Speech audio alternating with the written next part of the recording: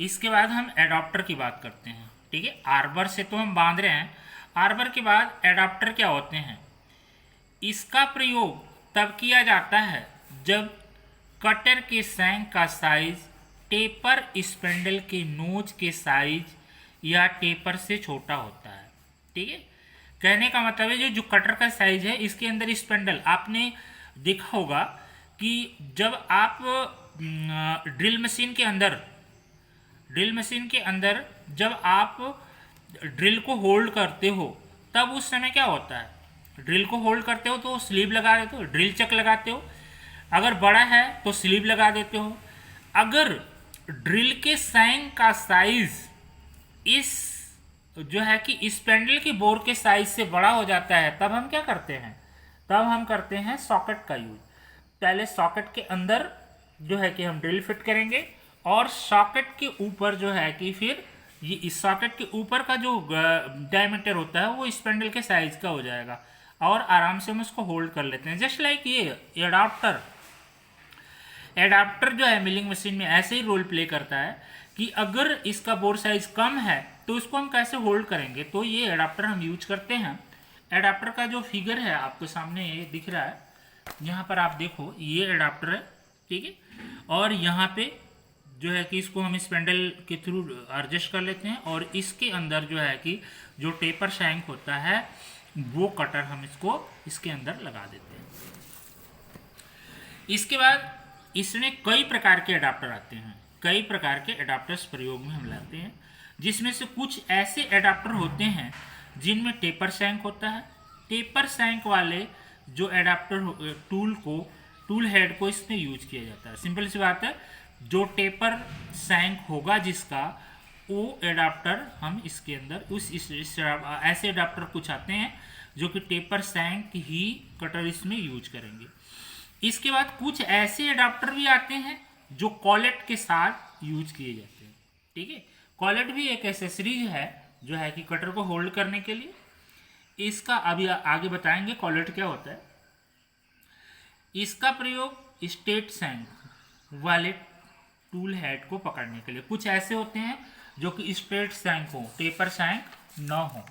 इसके बाद आपका आता है, इसी में कुछ ऐसे एडाप्टर और आते हैं जिनके छोटे सिरे और टैंग या स्लॉट बना होता है, जिसमें taper shank cutter tank slot के कारण लॉक हो जाता है। कहने का मतलब उसमें एक ऐसा शैंक बना होगा, टैंक होगा कि उसमें फिट करेंगे आप तो वो जा करके उसके अंदर आपका लॉक हो जाता है। तो लॉक हो जाएगा तो वो होल्ड करने में अब मदद मिलती है आपकी। और कुछ एडाप्टर ऐसे भी होते हैं जिसमें थ्रेडेड चक प्रत्यक्ष रूप से चूड़ियाँ पे चढ़ाया जाता है। मतलब इस तरह से आपका यहाँ पर इस तरह से होगा, इसमें थ्रेड होगा जिसके ऊपर हम इसको जो है कि कस करके होल्ड कर लेते हैं कटर को। इसके बाद कुछ एडाप्टर ऐसे भी होते हैं जिनमें कैम के द्वारा कटर को सही पोजीशन में लॉक किया जाता है। ठीक है, तो ये हमारे कटर्स, डिफरेंट कटर्स आते हैं, अरे सॉरी जो है कि आपके एडाप्टर आते हैं और उनको जो है कि हम कटर्स को होल्ड करते हैं। इसके बाद कॉलेट्स आते हैं। कॉलेट्स क्या हैं, आपके कॉलेट्स आप देखना कई डिज़ाइन में ये पाए जाते हैं। ठीक है, स्प्रिंग टाइप कॉलेट मुख्यतः प्रयोग में लाए जाते हैं। जनरली जो कॉलेट होते हैं वो स्प्रिंग टाइप होते हैं और उनका हम यूज करते हैं। यहाँ पर आप देखो इमेज के द्वारा आपको कॉलर दिख रहा है, स्प्रिंग टाइप कॉलर यहाँ पर दिखा हुआ है। इसके अंदर देखो, इसके अंदर जब ये पुश करेंगे तो ये स्प्रिंग लगी हुई है, ये प्रेस हो जाएगी एक तरह से, और जब ये प्रेस होगी तो इसके अंदर ये चला जाएगा और ये होल्ड हो जाएगा। तो कहने का मतलब है कि कॉलेट भी क्या करता है, आपको कटर्स को होल्ड करता है। ठीक है, इसमें एंड मिल कटर, वुडरफ की, स्लॉट कटर पकड़े जाते हैं। कहने का मतलब ये है कि इसमें जो कटर हमारा होता है वो एंड मिल कटर होगा, वुडरफ की होगा, और स्लॉट कटर कॉलेट के द्वारा हम पकड़ते हैं। इसके बाद हमारा आता है नेक्स्ट यहाँ पे वर्क होल्डिंग डिवाइस। ठीक है, अब वर्क होल्डिंग डिवाइस देखो, किसी भी मशीन के ऊपर हम अगर काम कर रहे हैं तो वहाँ पर मशीन टेबल के ऊपर हम कैसे वर्क को होल्ड करेंगे, ये जो है बहुत ही इम्पोर्टेंट जो है काम हो जाता है। इसको 3 भाग में हम बांटते हैं। पहला है आपका मशीन वाइज, दूसरा है आपका क्लैम्प और तीसरा है क्लैंपिंग एसेसरी। जो मशीन वाइज है हमारा, ये पहला आपकी आती है plain machine vice. Plain machine vice से हम सब वाकिफ हैं क्योंकि जनरली हम काम इसी से करते हैं। इसके बाद swivel machine base machine wise, इस जो है मशीन का जो बेस होता है ये स्विवेल होता है। इसको हम किसी तरह से इसके ऊपर जो ये आपका वाइस बना हुआ है, इसको हम इस तरह से इसको जो है कि एंगल में मूव करा सकते हैं, ठीक है। और दूसरा हमारा है यूनिवर्सल मिलिंग मशीन। जो यूनिवर्सल मिलिंग मशीन होता है इसमें भी यही कहानी होती है, इसको हम एंगल में मूव करते हैं लेकिन ज़रूरत के अनुसार इसको हम टिल्ट भी करते हैं। यहाँ पर इस तरह से रहेगा और इसको हम इस जो है कि एंगल से टिल्ट कर देते हैं, इस तरह से भी हम करके इसको होल्ड कर लेते हैं। इसके बाद आपका कैम वाइस है।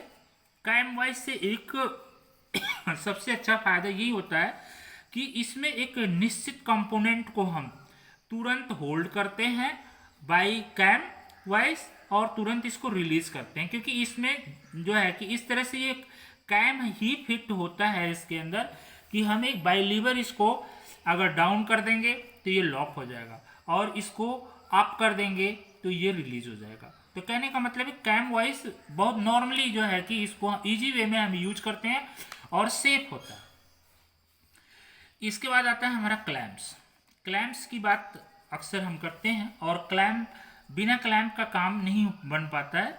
कोई भी जॉब अगर है तो आपको उसको कैसे हम होल्ड करेंगे, बाई यहाँ पे क्लैम्प लगा हुआ है और ये नट बोल्ट के द्वारा जो है कि हम क्लैम्प कर देते हैं। तो प्लेन क्लैम्प, इसके बाद एडजस्टेबल क्लैम्प। प्लेन क्लैम्प का मतलब है किसी एक निश्चित जॉब के लिए होता है जो कि उसी जॉब को हम फिक्स करेंगे। एडजस्टेबल जो होता है, एडजस्टेबल में होता है कि हम चाहे साइज बड़ी हो चाहे साइज छोटी हो, हम किसी भी तरह से इसको एडजस्ट करके कंपोनेंट को होल्ड कर लेते हैं। इसके बाद यू क्लैम्प है। यू क्लैम्प इस तरह से बना होगा आपका, ठीक है। और इस तरह के भी बहुत सारे ऐसे कंपोनेंट होते हैं जिनको होल्ड करने में सहायता लेते हैं। गुजनेक है, गुजनेक आपको इस तरह से दिखेगा, ठीक है। गुजनेक क्लैम्प भी होता है, जैसे किसी ऐसे है और इसके ऊपर इस तरह से कॉर्नर लगा करके हम यहाँ पे लॉक कर लेते हैं। इसके बाद आपका फिंगर है। फिंगर भी होता है, कई जो है कि आपके एक साथ जो है कि ये फिंगर की तरह क्लैम्प होगा और इसको होल्ड हम आराम से कर लेते हैं। तो ये हमारे क्लैम्प से रिलेटेड रहे। क्लैम्प से रिलेटेड के बाद हमारा आता है क्लैंपिंग एसेसरीज। जो क्लैंपिंग एसेसरीज है वो क्या है, पैरेलल्स। पैरेलल्स आपने देखा, पैरेलल इस तरह से होते हैं और ये डिफरेंट साइज में होते हैं, रेक्टेंगल में होते हैं और ये जो है कि आपके काफ़ी ये फिनिशिंग अच्छी होती है, इनकी एक्यूरेसी बहुत अच्छी होती है। और ये क्या करते हैं, किसी कंपोनेंट को जो है कि एक एक्यूरेट बेस, जिसको 90 डिग्री में हम इसको होल्ड कर सकते हैं कंपोनेंट को, तो इसको कंपोनेंट को होल्ड करने के लिए हम यूज कर लेते हैं।